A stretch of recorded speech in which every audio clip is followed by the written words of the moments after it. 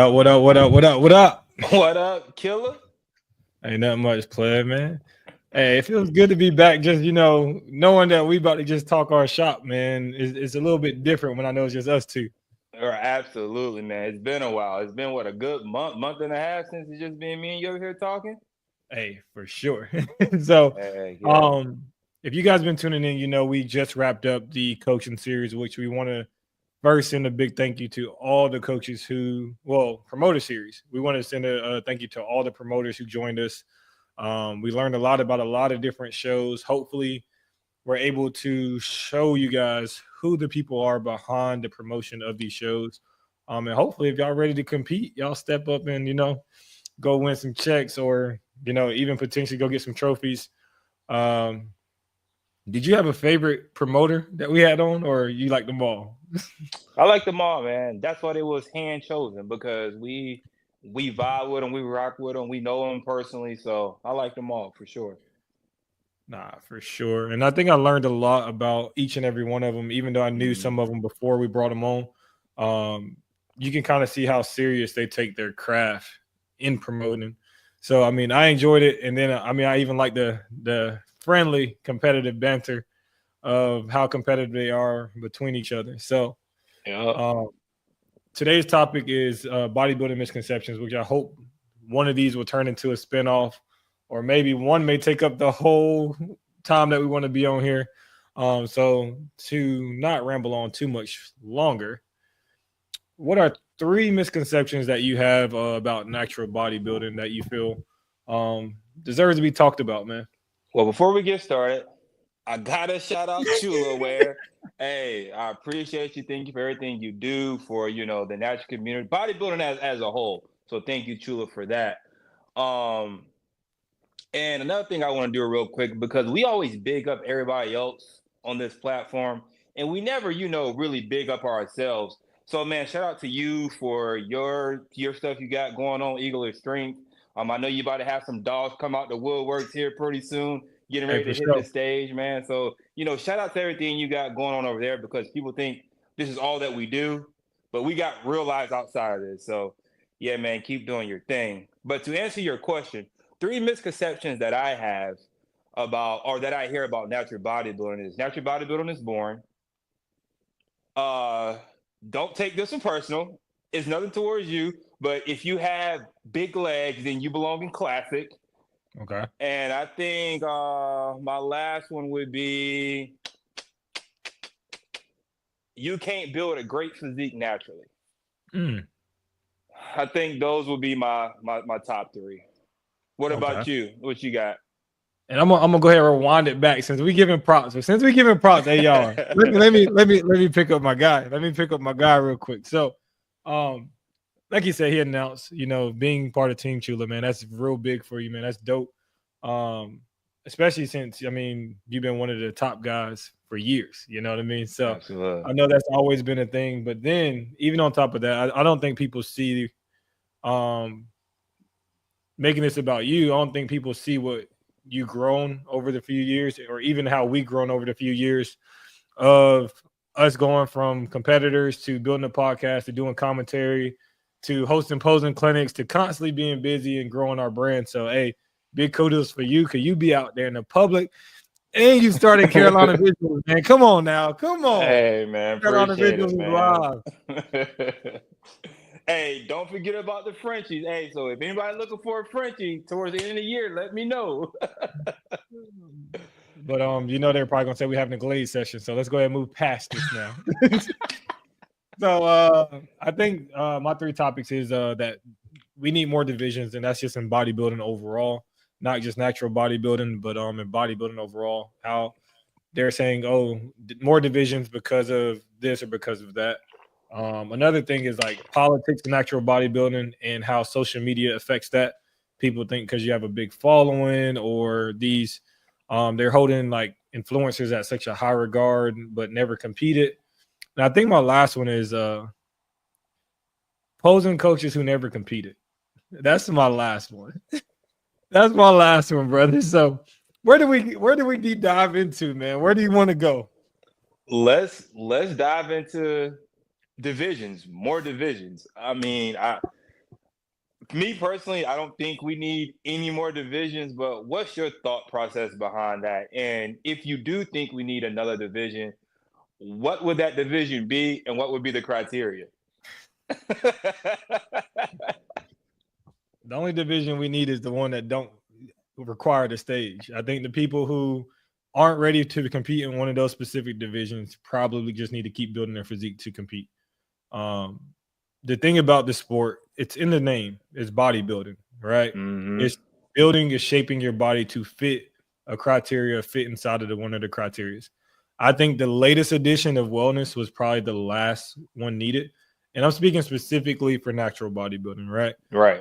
I know the talk for IFBB and things of that nature is they're talking about the evolution of the body and things of that nature, and people are getting too big, and they end up becoming into another. Basically, their baseline has moved so far from the baseline, they had to create something to get back to where they started. I don't think natural physique, or I don't think any natural category is like that. Like, it's not like we're gaining 10 to 20 pounds of muscle per year and we're growing out of our division. There are guys who, like, granted, I want to get bigger every year, right? I don't want to stunt my growth at any time now. But I think if I grow, which my legs are big, if I grow my legs, that doesn't necessarily mean I grow out of the division, like, because my shape will still be my shape. Unless you're getting blockier through the years or whatever will cause that, I don't see a reason of why my physique won't always fit in men's physique. I'll just be a bigger guy in men's physique. Right. So what do you think? I don't think another division is needed in the natural side, and I don't know what that would look like. What men's wellness or something? Like I don't know, but as far as what you piggyback off what you just said, just because like your legs get bigger or whatever, that don't mean you automatically go to classic per se. You know what I'm saying? What people don't realize, most of these categories are by shape. You know what I'm saying? Classic, you got to have that small waist. You know what I'm saying? Nice V taper. So just because someone build their legs, oh, you're a classic, or vice versa. If somebody has a blocky waist but little legs, are they bodybuilding, or like what are they? So I don't see another need for any kind of divisions, man. Yeah, and I think hitting on, it's a criteria based sport. It's like you said, it's not a this body part fits this category, so you get that. It's how do your physique and how your whole body flows. Yeah. So I hate the stigma that people be like, oh, he got little legs, so he's better off being in men's physique. No, men's physique is a shape. It's not a small body part, so you throw him to men's physique. And everybody say, oh, yeah, since he has a blocky waist, he should go to bodybuilding. All right, so but the top bodybuilders in every organization have smaller waists. Yeah. So that's just like saying, oh, Magnum got a blocky waist. Magnum don't have a blocky waist. So just because he has a blocky waist in men's physique, he goes to classic, he's not going to place any better. He goes to bodybuilding, that don't necessarily mean he's going to place any better. So it's a shape contest first. It's how your physique flows. So when people be like, oh, he has this or he doesn't have this, so he should go to this category. Like, there's classic guys with small legs, but their physique is amazing because it flows.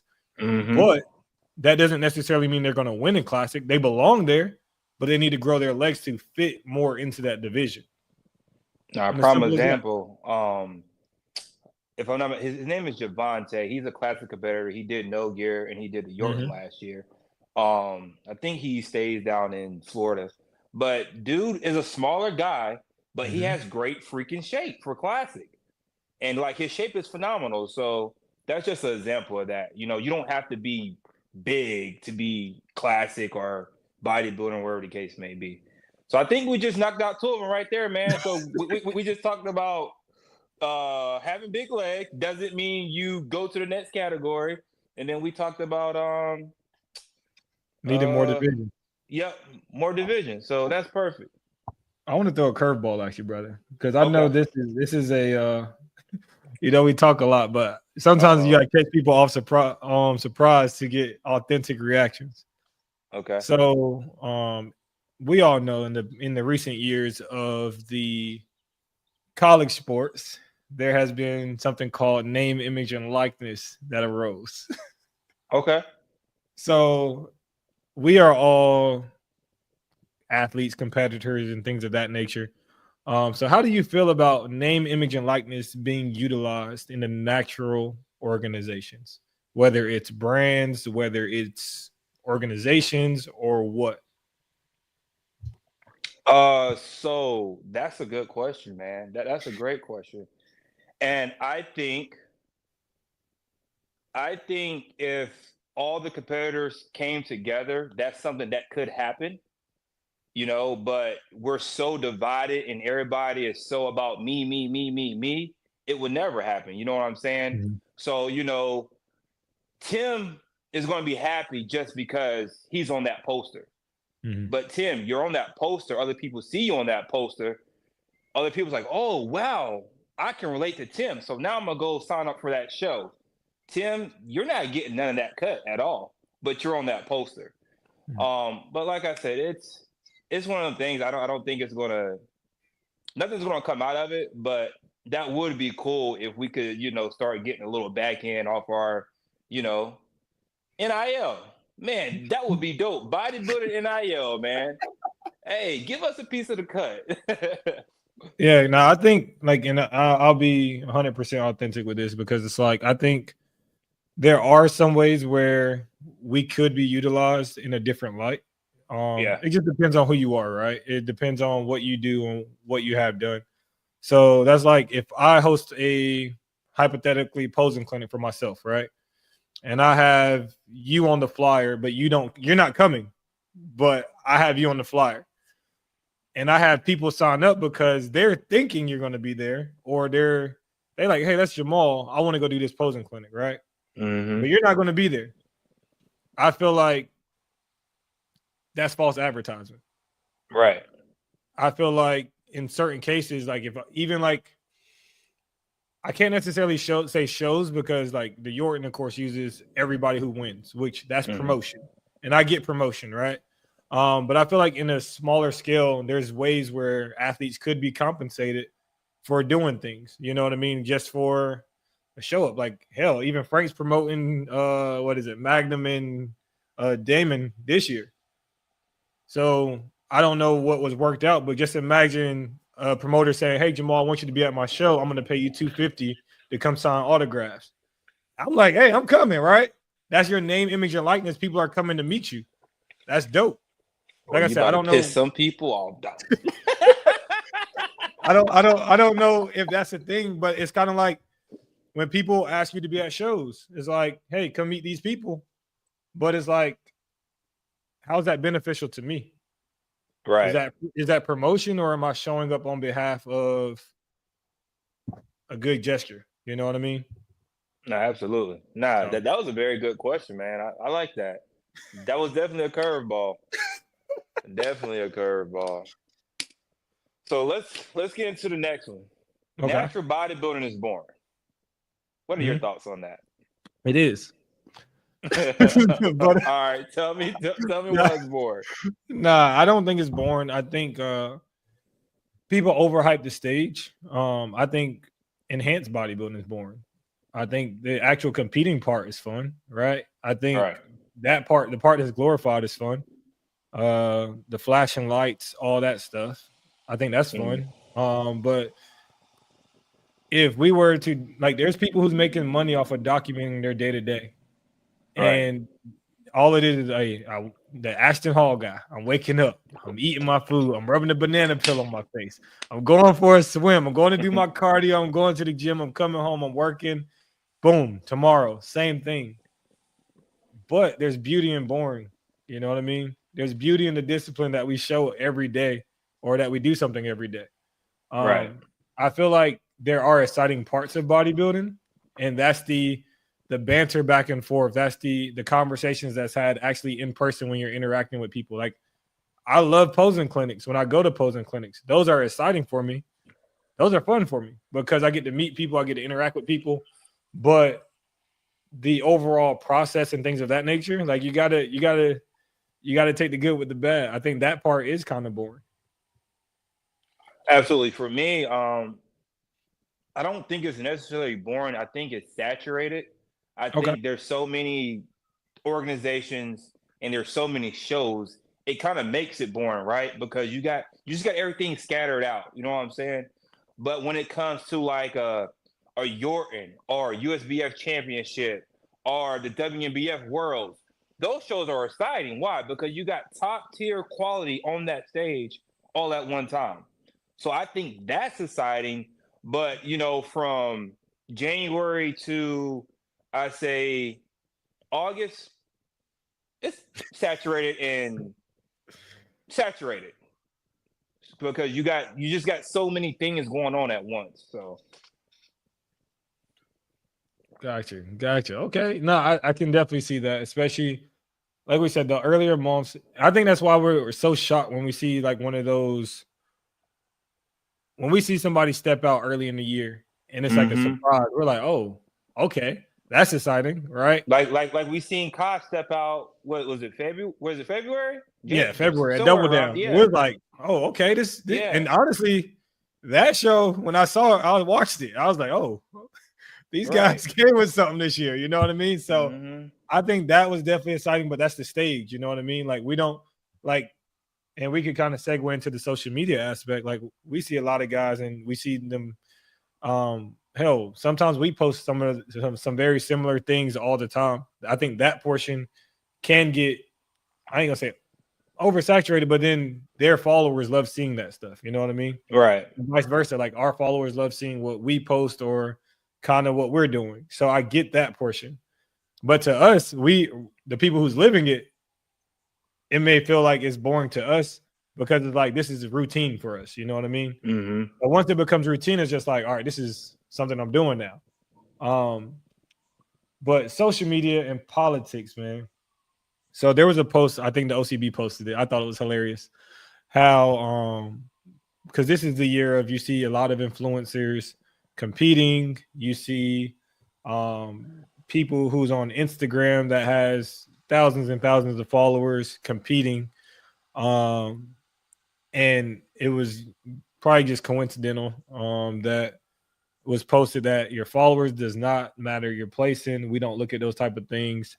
So how do you feel about that? Like people who feel entitled because they have a bigger following that they'll place higher. I mean, to be honest, a bunch of people were saying that's why what's his name? Jeff Snead won that one shot. Was it the Natural Olympia? Because it Yeah. said his following. And I mean, if that's the case, that's garbage as fuck on their behalf.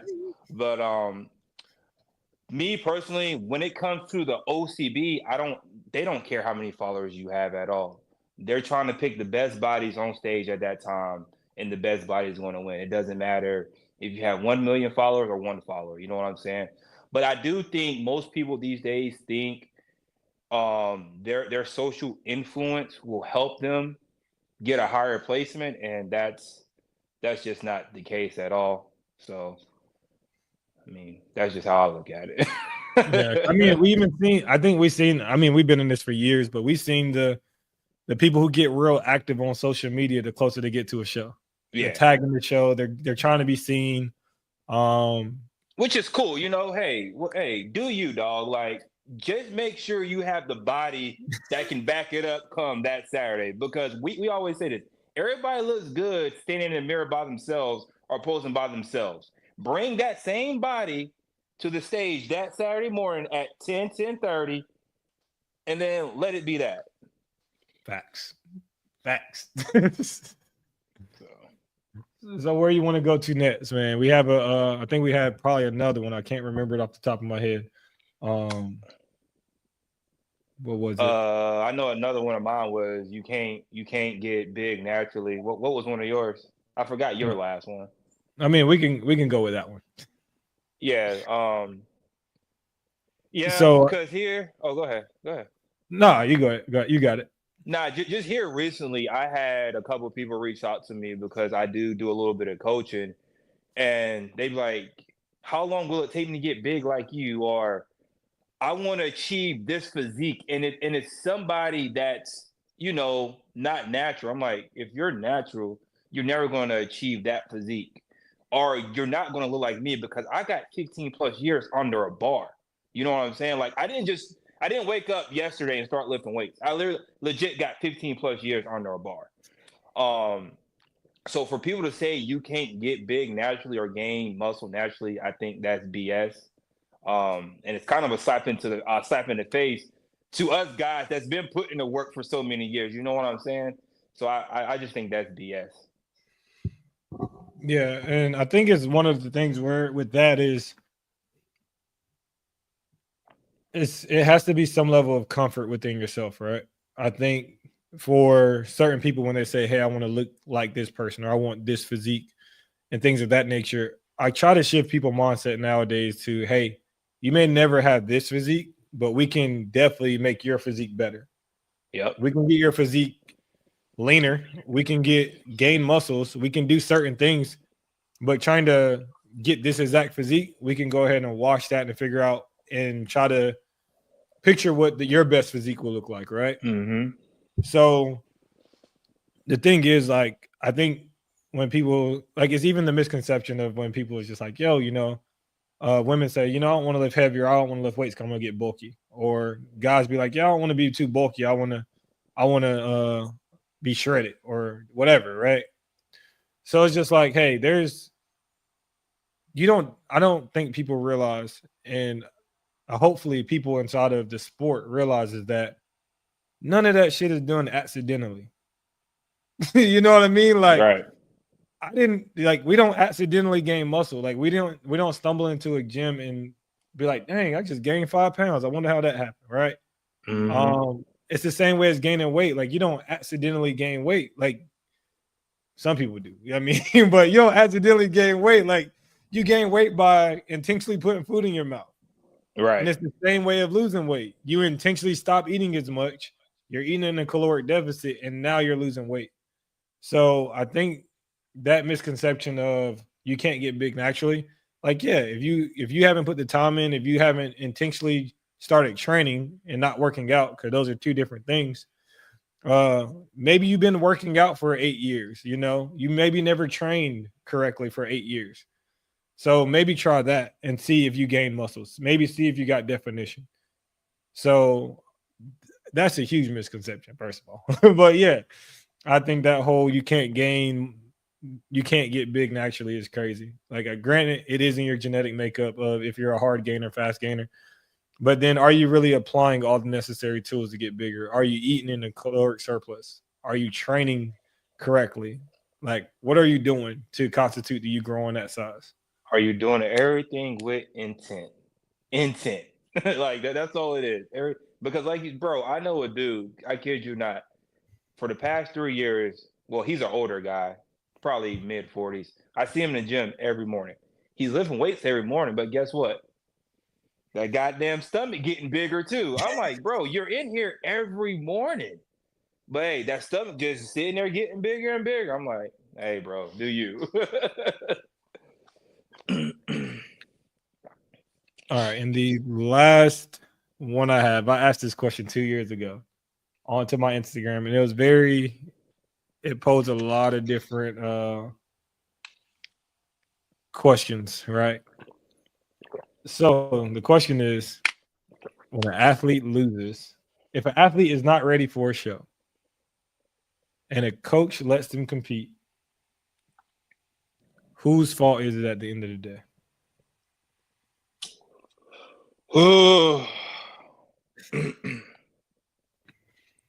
I would have to put the blame on both. I would say more so of the coaches because that athlete is looking to that coach for guidance. But then at the same time, the athlete should have self-awareness that he or she is not ready. I'm pretty sure he or she done seen the landscape of bodybuilding. You know what I'm saying? But for me, I think I would put more blame on the coach. Like you knew the athlete wasn't ready. Um, yeah, I'm gonna put blame on both, but more so the coach. That's just Okay. that simple. Yeah, I think there was mixed reviews because people was like, it depends on so many variables, right? Because let's say the athlete said, "Hey, I just want to compete," and then let's say the other aspect of it is I think the different scenarios is, hey, I have one athlete who listens to everything I say, and it's my choice to guide them. But they were told they'll be ready for this show. We do this show, and we took them to the promised land. Hey, you're doing this show, right? Because we see it on the amateur level a lot. People be like, yeah, me and my coach got ready for this, and we were like, your coach should have gave you 10 more weeks, you know? Right. But then we have the other aspect of it of, I think my aspect was the unknowing athlete, the athlete who don't know anything, who's being led blindly, right? Correct. 100% the coach. I said it. I even talked to my coaches about this, and they were just like, it depends on what the person's goal was when they stepped on stage, and maybe they just wanted to compete. And I had athletes before who just wanted to compete, and I'm like, I still didn't want to put them on stage before they were ready. You know what I mean? But that was a personal thing for me. So I always say it's hand in hand, because I feel like if you're definitely talking side by side with your coach, like I mean, I know me and you, we both have really good relationships with our coaches. So it's just like, hey, if we compete, it's a mutual decision at this point. So, but I feel like when a person is fairly new, amateur, and they're listening to their coach blindly, and they put that person on stage and their intent is to win, then you have to make sure that that person is ready before putting them on stage. Correct. So, yeah, there's definitely two parts to that. Like you just said, if your intent is to win, then I'm gonna put it more towards the coach. But if your intent is just to, prime example, you work with a couple Army people. If they say, hey coach, I got this deployment in 3 months and I'm trying to compete before I go on this deployment, and you're looking like, man, you're not going to be ready. But if that's something you want to do, give you a peace of mind before you go into deployment, hey, let's do it. You know what I'm saying? But then at the same time, that person, or you can't get mad when that person don't place first. You know what I'm saying? So intent. So and I think that's definitely a reassessing expectation conversation that needs to be had. Like, hey, look, we may not win this, but we'll do our best going into this show. Facts. And I think that's the best we can do. But hey guys, we appreciate y'all for listening to us ramble another week. Hopefully we'll have a few clips. If there's any topics that come across y'all timeline that you guys will want us to discuss or talk about, we'll be more than happy to go over those. We actually have a couple new things coming up for you guys that we have in store. So like, share, comment, subscribe. Hey, that is free. It is free to like, it is free to share, and it is free to subscribe. It is free. Support your boys. We do a lot of supporting for other people. Now, we try to make this thing come full circle. Support your boys, all right? Like, that's all we ask. Like, and also, share, subscribe. And also, Jamal, what can I do? Oh, hey, go over to Chulaware. Order you something. Use code Carolina Muscle. It doesn't matter if you men's physique, whatever. If you men's physique and you want to buy some shorts, you can use code Carolina Muscle. Doesn't matter, but just use the code. Go to Chulaware. But until next time, guys, we are out. Peace. Peace.